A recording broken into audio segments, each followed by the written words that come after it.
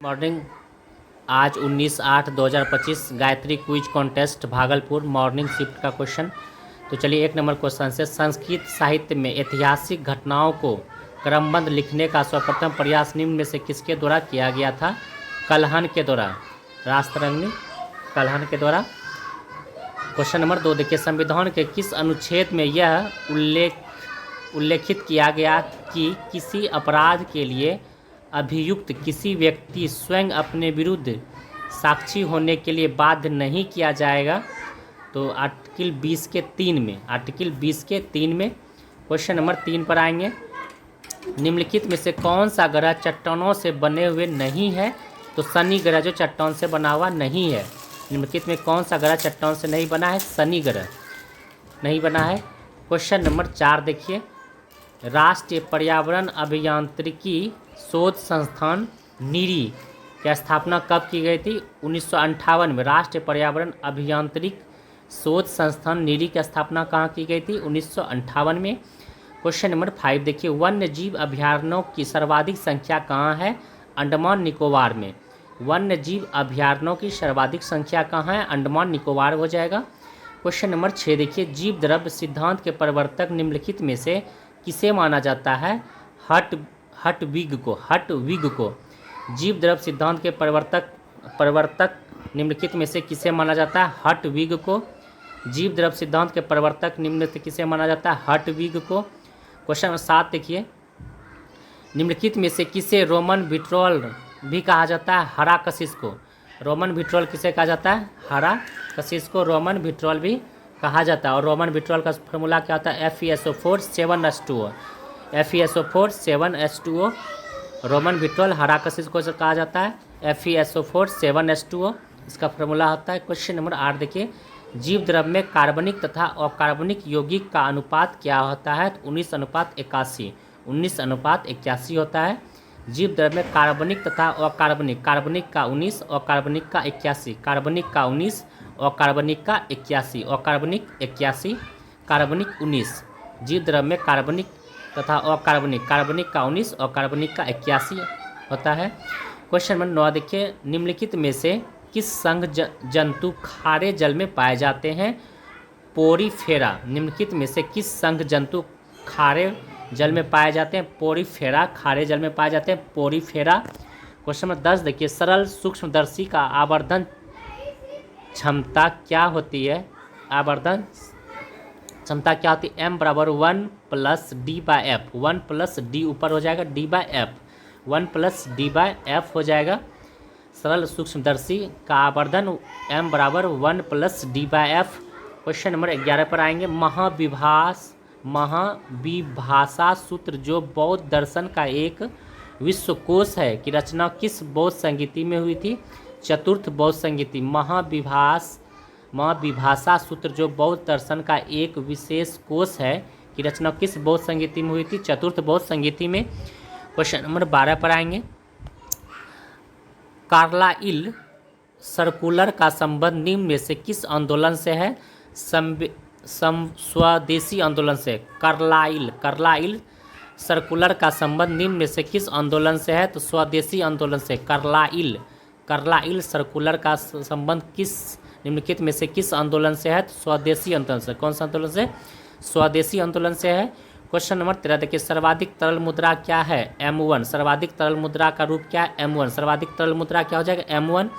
Question number 14 देखिए, भारत ने कब तक मालवा मुक्त अंतरिक्ष मिशन का लक्ष्य रखा है? 2030 तक। भारत ने कब तक मालवा मुक्त अंतरिक्ष मिशन का लक्ष्य रखा है? 2030 तक। क्वेश्चन नंबर 15 पर आएंगे, लोंगटे महोत्सव किस राज्य में मनाया जाता है? अरुणाचल प्रदेश में। लोंगटे महोत्सव अरुणाचल प्रदेश में मनाया जाता है। लोंगटे महोत्सव किस राज्य में मनाया जाता है? अरुणाचल प्रदेश में। लोंगटे महोत्सव किस राज्य में मनाया जाता है? अरुणाचल प्रदेश में। लोंगटे महोत्सव किस राज्य में मनाया जाता है? अरुणाचल प्रदेश में। क्वेश्चन नंबर 16 देखिए, हाल ही में किस भारतीय शहर को विश्व शिल्प शहर का दर्जा मिला है? श्रीनगर को। हाल ही में किस भारतीय शहर को विश्व शिल्प शहर का दर्जा मिला है? श्रीनगर को। हाल ही में किस भारतीय शहर को विश्व शिल्प शहर का दर्जा मिला है? तो श्रीनगर को। क्वेश्चन नंबर 17 देखिए, बिहार के पहले शुष्क बंदरगाह का उद्घाटन किसके द्वारा किया गया? नीतीश मिश्रा के द्वारा बिहार के पहले शुष्क बंदरगाह का उद्घाटन किसके द्वारा किया गया? नीतीश मिश्रा के द्वारा बिहार के पहले शुष्क बंदरगाह का उद्घाटन नीतीश मिश्रा के द्वारा किया गया। क्वेश्चन नंबर 18 देखिए, हाल ही में किस देश द्वारा विश्व में पहली बार एक व्यक्ति के मस्तिष्क को डॉक्टरों द्वारा मस्तिष्क प्रत्यारोपण किया गया? ब्रिटेन, इंग्लैंड, ब्रिटेन हो जाएगा। क्वेश्चन नंबर 19 देखिए, भारत का उपराष्ट्रपति राज्यसभा का पदेन सभापति होता है, उसका वर्णन संविधान के किस अनुच्छेद में वर्णित है? अनुच्छेद 64 और 89 में, अनुच्छेद 64 और 89 में है। क्वेश्चन नंबर 20 देखिए, आँख के सबसे बाहरी भाग को क्या कहते हैं? कॉर्निया। आँख के सबसे बाहरी भाग को क्या कहते हैं? कॉर्निया कहते हैं। आँख के सबसे बाहरी भाग को कॉर्निया कहते हैं। क्वेश्चन नंबर 21 देखिए, सूची 1 को सूची 2 से सुलेमित कीजिए।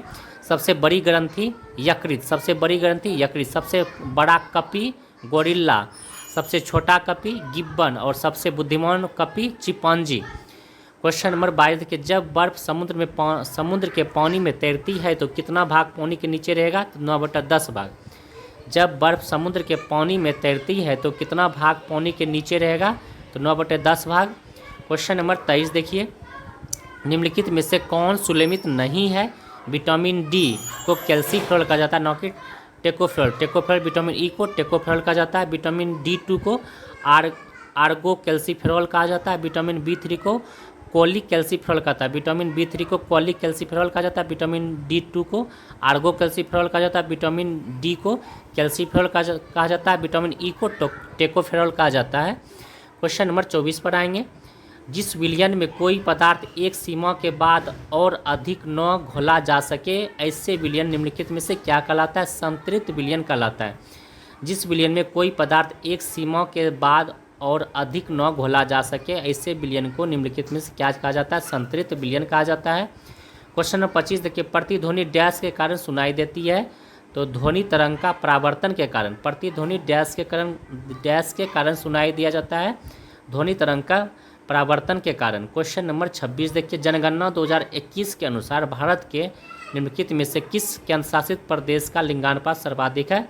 तो पुडुचेरी का, पांडिचेरी का। जनगणना 2011 के अनुसार भारत के निम्नलिखित में से किस केंद्र शासित प्रदेश का लिंगानुपात सर्वाधिक है? तो पुडुचेरी हो जाएगा। क्वेश्चन नंबर 27 देखिए, किस वायुमंडल पेटी को अश्व अक्षांश कहा जाता है? तो 30 डिग्री से 35 डिग्री नॉर्थ से साउथ 30 डिग्री से 35 डिग्री नॉर्थ से साउथ अश्व अक्षांश कहा जाता है। 30 डिग्री से 35 डिग्री नॉर्थ से साउथ। क्वेश्चन नंबर 28 पर आएंगे, असंगत जोड़ा को पहचानिए। उदयपुर वन्यजीव अभयारण्य पश्चिम चंपारण में, सभी बिहार में है। उदयपुर वन्यजीव अभयारण्य पश्चिम चंपारण में है। बरेली वन्यजीव अभयारण्य वैशाली में है। वाल्मीकि वन्यजीव अभयारण्य पूर्वी चंपारण पश्चिमी चंपारण में है। और भीम बांध वन्यजीव अभयारण्य मुंगेर में, भीम बांध वन्यजीव अभयारण्य मुंगेर में है। बरेला वन्यजीव अभयारण्य वैशाली में, बरेला वैशाली में है। उदयपुर वन्यजीव अभयारण्य पश्चिमी चंपारण में है। और उदयपुर, बरेला, वाल्मीकि, भीमबेटका ये सभी बिहार में है। क्वेश्चन नंबर 29 देखिए, सुर सरोवर पक्षी विहार कहाँ स्थित है? आगरा में। सुर सरोवर पक्षी विहार कहाँ स्थित है? आगरा में। सुर सरोवर पक्षी विहार कहाँ स्थित है? आगरा में। सुर सरोवर पक्षी विहार आगरा में है। क्वेश्चन नंबर 30 देखिए, पैन गंगा एवं गोदावरी घाटियों के निम्न भाग में मुख्यतः किस प्रकार की चट्टान पाई जाती है? कुरप्पा समूह की चट्टान पाई जाती है। कुरप्पा समूह की चट्टान पाई जाती है। पैन गंगा एवं गोदावरी घाटियों के निम्न भागों में मुख्यतः किस प्रकार की चट्टान पाई जाती है? कुरप्पा समूह पाई जाती है। क्वेश्चन नंबर 31 पर आएंगे, विश्व प्रसिद्ध कांगड़ा एवं कुल्लू घाटी स्थित है? मध्य हिमालय या लघु हिमालय में? विश्व प्रसिद्ध कांगड़ा एवं कुल्लू घाटी स्थित है मध्य हिमालय एवं लघु हिमालय में। क्वेश्चन नंबर 32 देखिए, उपनिषदों का फारसी भाषा में अनुवाद कहलाता है? सिर-ए-अकबर। उपनिषदों का फारसी भाषा में अनुवाद कहलाता है सिर-ए-अकबर कहलाता है।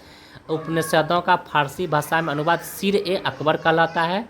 क्वेश्चन नंबर 33 देखिए, डॉक्टर राजेंद्र प्रसाद ने किसे पाकिस्तान का जन्मदाता माना है? लॉर्ड माउंटबेटन को। डॉक्टर राजेंद्र प्रसाद ने किसे पाकिस्तान का जन्मदाता माना है? लॉर्ड माउंटबेटन को। डॉक्टर राजेंद्र प्रसाद ने किसे पाकिस्तान का जन्मदाता माना है? लॉर्ड माउंटबेटन को। डॉक्टर राजेंद्र प्रसाद ने पाकिस्तान का जन्मदाता लॉर्ड माउंटबेटन को माना है। क्वेश्चन नंबर 34 देखिए, मधुमक्खी के डंक मारने पर निम्नलिखित में से किस पदार्थ के उपयोग से आराम मिलता है? तो बेकिंग सोडा से। मधुमक्खी के डंक मारने पर निम्नलिखित में से किस पदार्थ के उपयोग से आराम मिलता है? तो बेकिंग सोडा से। क्वेश्चन नंबर 35 पर आएंगे। बिहार की जातिगत जनगणना के अनुसार हिंदुओं अनुपात मुस्लिमों की कुल आबादी कितने प्रतिशत है? 81.99% अनुपात 17.7%। 17.7%। क्वेश्चन नंबर 36 पर आएंगे। हाल ही में किसने खेलो इंडिया यूथ गेम के 7वें संस्करण का उद्घाटन किया है? नरेंद्र मोदी ने। हाल ही में किसने खेलो इंडिया यूथ गेम के 7वें संस्करण का उद्घाटन किया? नरेंद्र मोदी ने। हाल ही में किसने खेलो इंडिया यूथ गेम के 7वें संस्करण का उद्घाटन किया है? नरेंद्र मोदी ने। क्वेश्चन नंबर 37 देखिए। उत्तरी कोरिया एवं दक्षिणी कोरिया को 38वीं समांतर रेखा। उत्तरी कोरिया और दक्षिणी कोरिया 38वीं समांतर रेखा। उत्तरी कोरिया और दक्षिणी कोरिया। उत्तरी कोरिया और दक्षिणी कोरिया 38वीं समांतर रेखा। उत्तरी वियतनाम एवं दक्षिणी वियतनाम 17वीं। उत्तरी वियतनाम और दक्षिणी वियतनाम 17वीं। अमेरिका एवं कनाडा 49वीं। अमेरिका और कनाडा 49वीं। अमेरिका कनाडा 49वीं। अमेरिका कनाडा 49वीं। अमेरिका कनाडा 49वीं। भारत और पाकिस्तान 24वीं। भारत पाकिस्तान 24वीं। भारत पाकिस्तान 24वीं। भारत पाकिस्तान 24वीं समांतर रेखा। क्वेश्चन नंबर 38 देखिए। सुलेमित नहीं है। केंद्र बजट को राज्यों बजट के अलग करता है 1919 में। केंद्र बजट को राज्य बजट से अलग करता है 1919 से। प्रत्यक्ष निर्वाचन प्रणाली शुरू हुआ था 1892 में। प्रत्यक्ष निर्वाचन प्रणाली शुरुआत हुई थी 1892 में। अप्रत्यक्ष निर्वाचन प्रणाली 1892 में। अप्रत्यक्ष निर्वाचन प्रणाली 1892 में। प्रत्यक्ष निर्वाचन प्रणाली की शुरुआत 1919 में। प्रत्यक्ष 1919 और अप्रत्यक्ष 1892।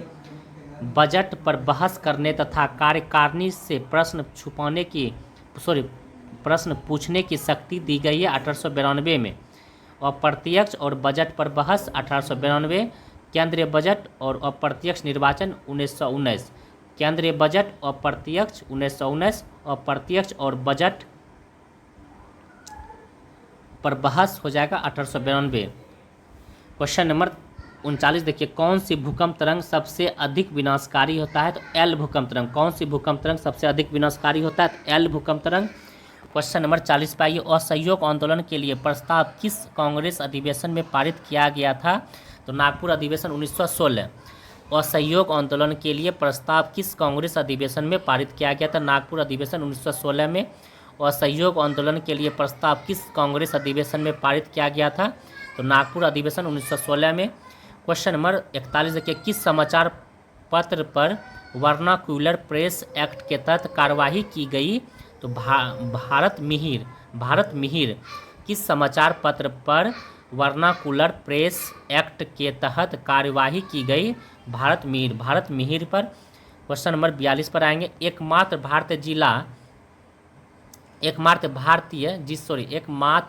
भारतीय जिसे रसायन के क्षेत्र में नोबेल पुरस्कार प्रदान किया गया? तो वेंकटरमन रामकृष्णन को 2009 में।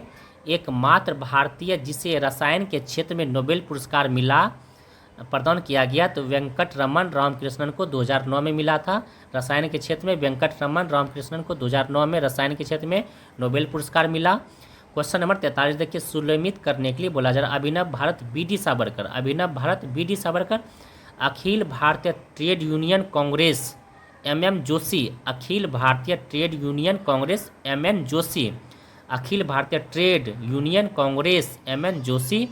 नौजवान सभा 1926 में भगत सिंह। नौजवान सभा 1926 में भगत सिंह। नौजवान सभा 1926 में Bhagat Singh. Hindustan socialist republic association 1928 में चंद्रशेखर आज़ाद ने। हिंदुस्तान सोशलिस्ट रिपब्लिक एसोसिएशन 1928 में चंद्रशेखर आज़ाद हो जाएगा। हिंदुस्तान सोशलिस्ट रिपब्लिक एसोसिएशन 1928 में चंद्रशेखर आज़ाद हो जाएगा। क्वेश्चन नंबर 44 आइए। हिंदुस्तान रिपब्लिक एसोसिएशन की स्थापना कहाँ की गई? कानपुर में। हिंदुस्तान रिपब्लिक एसोसिएशन की स्थापना की स्थापना कानपुर में किसने किया था? चंद्रशेखर आज़ाद ने 1928 में। क्वेश्चन नंबर 46 देखिए।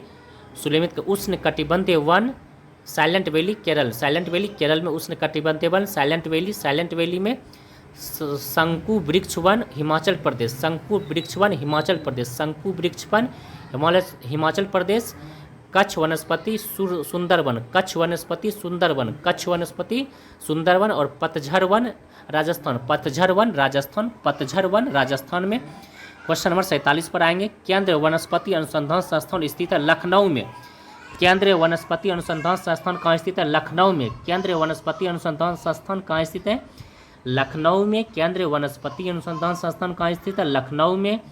क्वेश्चन नंबर 48 देखिए। प्रथम जैन सभा का आयोजन कहाँ किया गया था? पाटलिपुत्र में। प्रथम जैन सभा का आयोजन पाटलिपुत्र में किया गया था। प्रथम जैन सभा का आयोजन पाटलिपुत्र में किया गया था। प्रथम जैन सभा का आयोजन कहाँ किया गया था? पाटलिपुत्र में।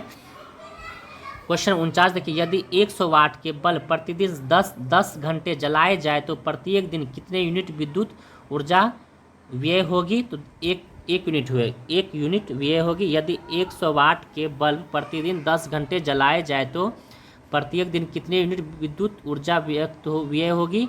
तो 1 यूनिट व्यय होगी। क्वेश्चन 50 देखिए। कार्बन डेटिंग का प्रयोग किसकी उम्र निर्धारण करने के लिए किया जाता है? फॉसिल्स अंग्रेजी में कहता है जीवाश्म, हिंदी में जीवाश्म कहते हैं, अंग्रेजी में इसे फॉसिल्स कहा जाता है। कार्बन डेटिंग का प्रयोग किसकी उम्र निर्धारित करने के लिए किया जाता है? जीवाश्मों का, जिसे इंग्लिश में फॉसिल कहा जाता है, फॉसिल।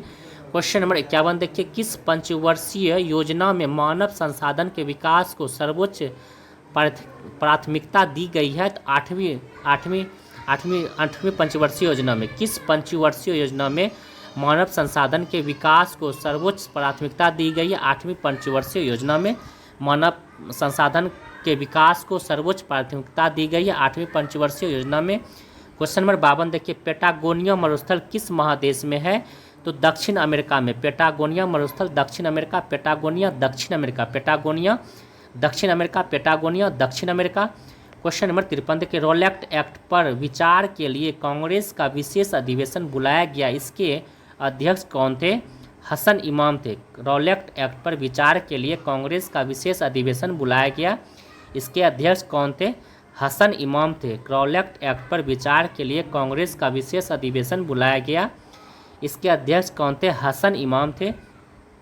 क्वेश्चन नंबर 54 देखिए। किस संविधान संशोधन अधिनियम द्वारा लोकसभा सदस्य की संख्या 525 से बढ़ाकर 545 कर दी गई? 31वां संविधान संशोधन 1973 के तहत किस संविधान संशोधन अधिनियम के द्वारा लोकसभा सदस्यों की संख्या 525 से बढ़ाकर 545 कर दी गई? 31वां संविधान संशोधन 1973 के द्वारा।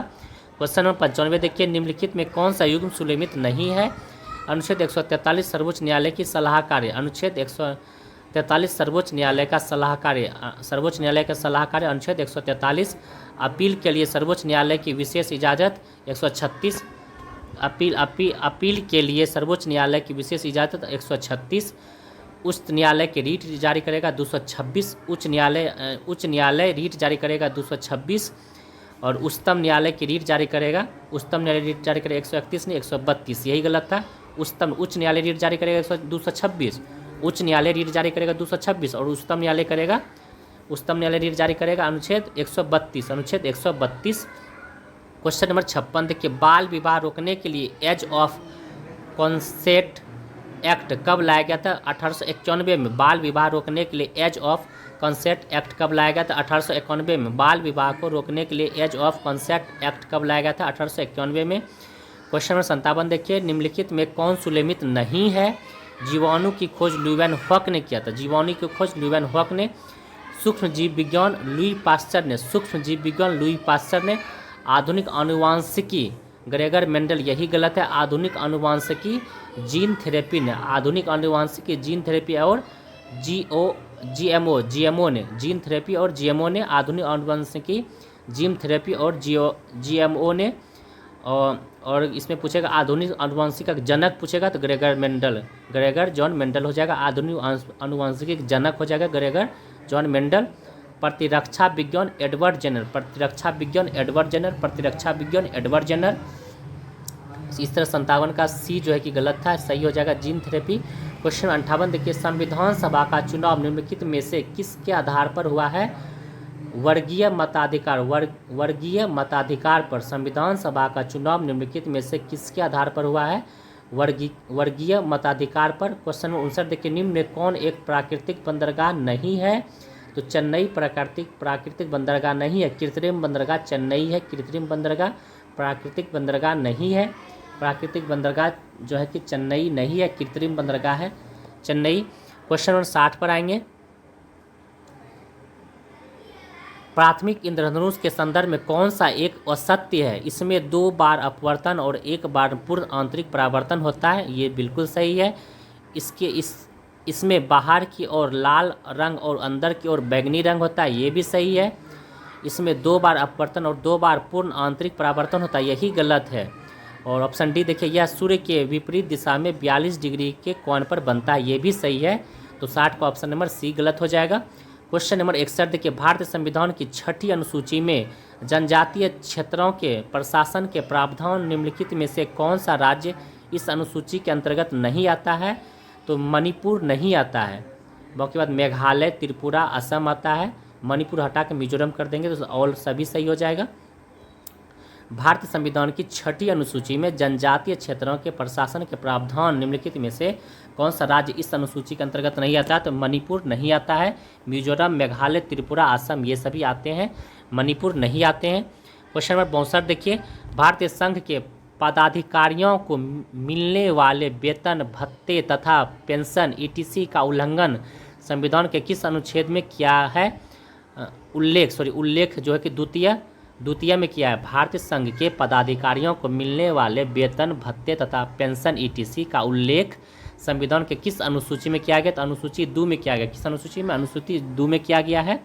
क्वेश्चन नंबर 63 देखिए, आवेग का न्यूटन सेकेंड, कार्य का जूल, दाब का न्यूटन मीटर स्क्वायर, दाब का न्यूटन प्रति मीटर स्क्वायर, दाब का न्यूटन प्रति मीटर स्क्वायर, बल का न्यूटन हो जाएगा।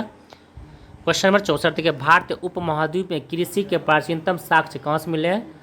लहुरा देव से भारतीय उपमहाद्वीप में कृषि के प्राचीनतम साक्ष्य लहुरा देव से। भारतीय उपमहाद्वीप कहेगा, उपमहाद्वीप में कृषि के प्राचीनतम साक्ष्य कहाँ से मिले हैं? प्राप्त हुए लहुरा देव से। क्वेश्चन नंबर 65 देखिए, मानव शरीर के परिसंचरण तंत्र के किस भाग में ऑक्सीजन रहित रक्त का प्रवाह होता है? तो महाशिरा में। मानव शरीर के परिसंचरण तंत्र के किस भाग में ऑक्सीजन रहित रक्त का प्रवाह होता है? महाशिरा में। मानव शरीर के परिसंचरण तंत्र के किस भाग में ऑक्सीजन रहित रक्त का प्रवाह होता है? तो महाशिरा में। क्वेश्चन 66 देखिए, एक ही राज्य में बहने वाली भारत की सबसे लंबी नदी हो जाएगा लूनी, जो कि राजस्थान में बहती है। एक ही राज्य में बहने वाली भारत की सबसे लंबी नदी लूनी हो जाएगी, जो कि राजस्थान में बहती है। क्वेश्चन नंबर 67 देखिए, संघ और राज्यों के अधीन सेवाएं संविधान के किस भाग में उल्लेखित किया गया? भाग 14 में। संघ और राज्य के अधीन सेवाएं संविधान के किस भाग में उल्लेखित किया गया? भाग 14 में। क्वेश्चन 68 देखिए, उच्चतम न्यायालय में संविधान के निर्वाचन से संबंधित मामले की सुनवाई करने के लिए न्यायाधीशों की संख्या कम से कम कितनी होनी चाहिए? तो 5 होनी चाहिए। उच्चतम न्यायालय के संविधान के निर्वाचन से संबंधित मामले की सुनवाई करने के लिए न्यायाधीशों की संख्या कम से कम कितनी होनी चाहिए? 5 होनी चाहिए। क्वेश्चन नंबर 69 देखिए, कार्बन टैक्स लगाने वाला विश्व का पहला देश फिनलैंड हो जाएगा। कार्बन टैक्स लगाने वाला विश्व का पहला देश फिनलैंड हो जाएगा। कार्बन टैक्स लगाने वाला विश्व का पहला देश फिनलैंड हो जाएगा। कार्बन टैक्स लगाने वाले विश्व का पहला देश फिनलैंड हो जाएगा।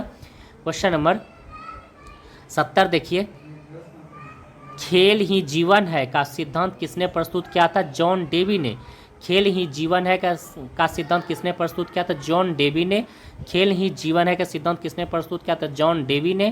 क्वेश्चन नंबर 71 देखिए, रामसर सूची में सूचीबद्ध डिपोर झील किस राज्य में? असम में। डिपोर झील असम में डिपोर झील। रामसर सूची में सूचीबद्ध डिपोर झील असम में। डिपोर झील किस राज्य में? असम में है। क्वेश्चन नंबर 72 देखिए, IUCN का मुख्यालय कहाँ है? स्विट्जरलैंड में। IUCN का मुख्यालय स्विट्जरलैंड में है। IUCN का मुख्यालय स्विट्जरलैंड में 1948 में। क्वेश्चन नंबर 73 देखिए, सर्वोच्च न्यायालय में प्रयुक्त होने वाली भाषा है अंग्रेजी।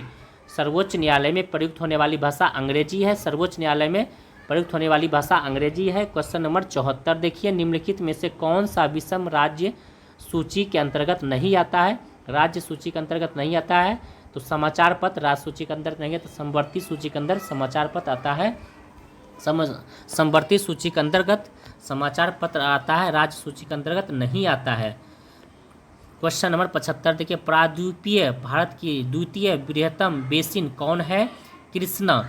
प्रायद्वीपीय भारत की द्वितीय बृहत्तम बेसिन कौन है? कृष्णा। कौन है? कृष्णा। द्वितीय बृहत्तम बेसिन कौन है? द्वितीय कृष्णा। द्वितीय कृष्णा। प्रायद्वीपीय भारत की द्वितीय बृहत्तम बेसिन कौन हो जाएगा? कृष्णा हो जाएगा। क्वेश्चन नंबर 76 देखिए, विश्व विरासत दिवस 18 अप्रैल को, विश्व विरासत दिवस 18 अप्रैल को, विश्व बांस दिवस 18 सितंबर को, विश्व बांस दिवस 18 सितंबर को, विश्व संग्रहालय दिवस 18 मई को, विश्व संग्रहालय दिवस 18 मई को, विश्व चाय दिवस 21 मई को, विश्व चाय दिवस 21 मई को, विश्व बांस दिवस 18 सितंबर को, विश्व बांस दिवस 18 सितंबर को, विश्व विरासत दिवस 18 अप्रैल को। क्वेश्चन नंबर 77 देखिए, बादल किस मंडल में अवतरित होता है? तो क्षोभ मंडल में। बादल क्षोभ मंडल में, सभी मौसमी घटनाएं भी क्षोभ मंडल में। बादल किस मंडल में अवतरित होता है? क्षोभ मंडल में। सभी मौसमी घटनाएं भी क्षोभ मंडल में। क्वेश्चन 78 देखिए, निम्नलिखित में कौन सही सुलेमित नहीं है? राज्यसभा सदस्य का निर्वाचन दक्षिण अफ्रीका से, राष्ट्रपति के निर्वाचन मंडल का व्यवस्था आयरलैंड से, राज्यपाल की नियुक्ति कनाडा से, उपराष्ट्रपति का अमेरिका से, यूएसए से, उपराष्ट्रपति का यूएसए से लिया गया है, राज्यपाल कनाडा से, राष्ट्रपति का निर्वाचन मंडल की व्यवस्था आयरलैंड से, राज्यसभा सदस्य का निर्वाचन दक्षिण अफ्रीका से, राज्यसभा सदस्य का निर्वाचन दक्षिण अफ्रीका से। सभी सही हो जाएगा।